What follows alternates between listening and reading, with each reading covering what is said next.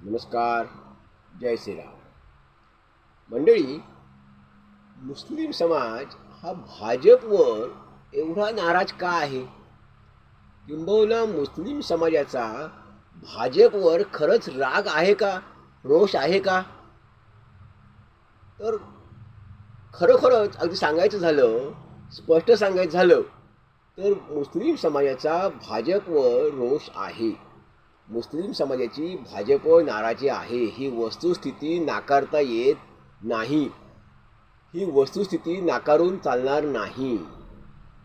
याचं प्रत्यंतर आपल्याला लोकसभा निवडणुकीतून पाहायला मिळालेलं आहेच. संपूर्णपणे मुस्लिम समाजाचं, म्हणजे संपूर्ण म्हणता येणार नाही पण बहुतांश, म्हणजे जवळजवळ 90 ते 95% मुस्लिम समाजाची मतं ही भाजप विरोधात गेलेली आहेत. भाजपचे मित्रपक्ष सोडून कदाचित भाजपच्या मित्रपक्षांवर त्यांचा एवढा राग नाही, परंतु त्यांचा राग हा फक्त भाजपवर आहे, मुस्लिम समाजाचा. आणि तो वारंवार त्यांच्या बोलण्यातून, वक्तव्यातून दिसून येतो. आता मी नुकताच एका प्रवासाला गेलो होतो, दौऱ्यावर गेलो होतो, काशी, मथुरा, अयोध्या, दिल्ली, आग्रा. तर तिथे देखील मला अगदी रेल्वे स्टेशनमध्ये, रेल्वेमध्ये किंवा रस्त्यामध्ये, बाजारपेठेमध्ये, सर्व ठिकाणी जे जे मुस्लिम समाजाचे लोक होते ते दुसऱ्या कोणाशी बोलताना म्हणा, काही म्हणा, भाजपच्या विरोधातच ते बोलत होते.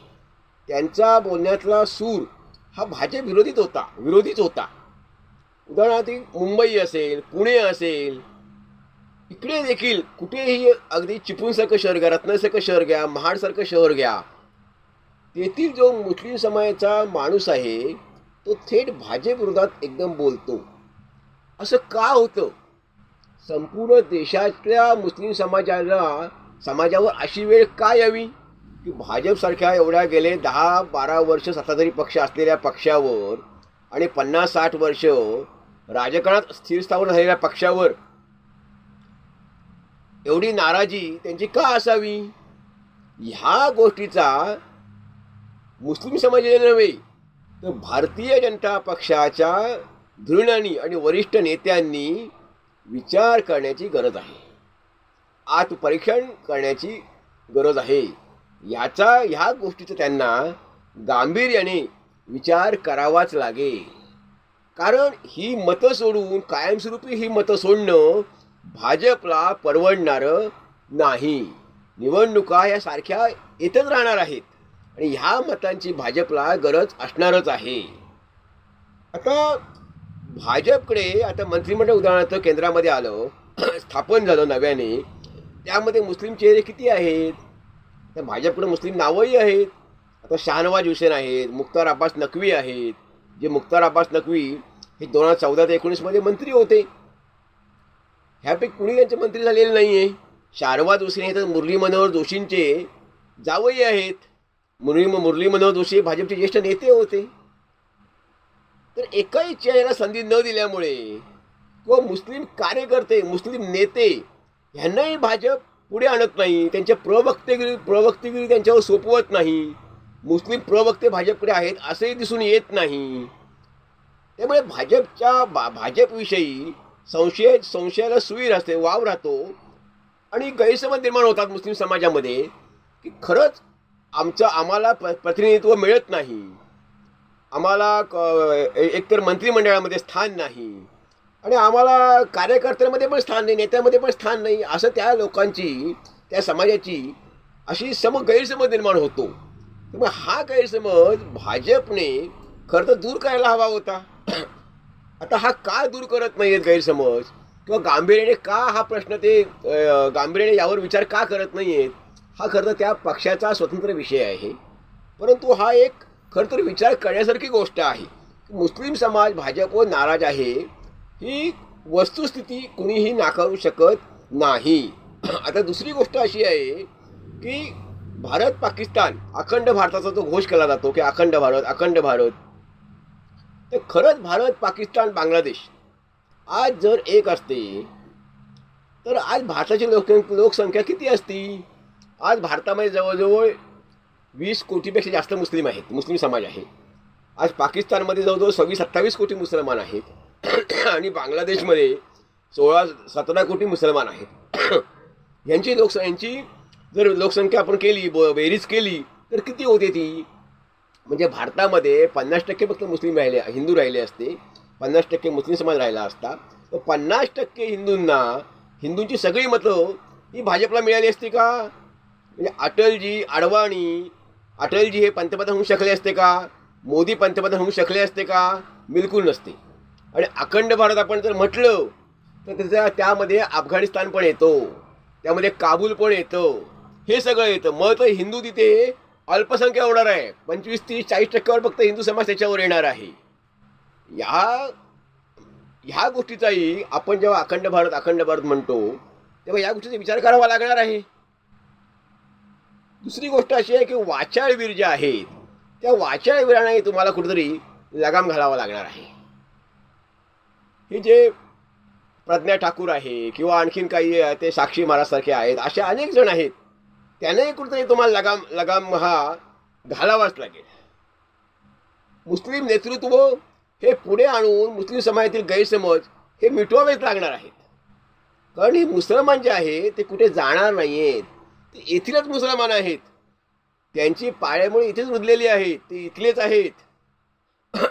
आता फाळणी हा विषय वेगळा झाला. फाळणीविषयी अगदीच बोलायचं झालं तर आता गांधीजी हा विषय वेगळाच तिथं राहिला की आता ठीक आहे की फाळणी कुणी केली. तर आता एक अभ्यासपूर्वक आता असं मत मांडलं होतं की गांधीजींचा त्याशी काही संबंध नव्हता. गांधीजींना बाजूला सरून फाळणी केली गेली.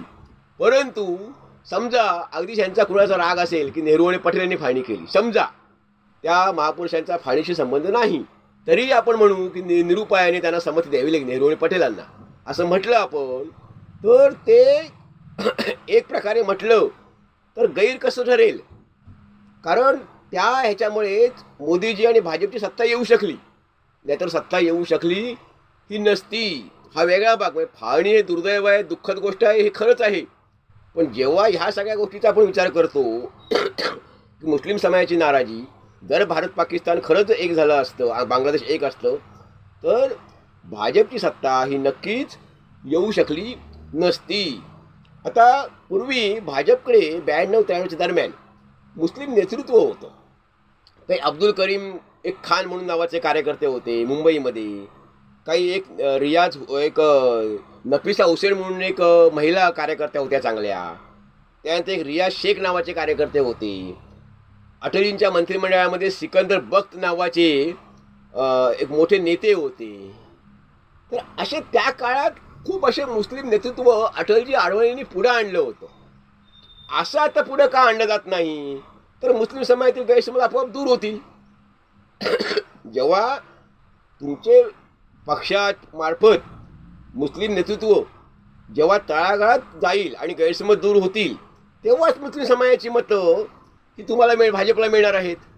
नाहीतर ही मतं अशी मिळणार नाहीत, असं हृदय परिवर्तन होणार नाही, असा गैरसमज मिटणार नाही.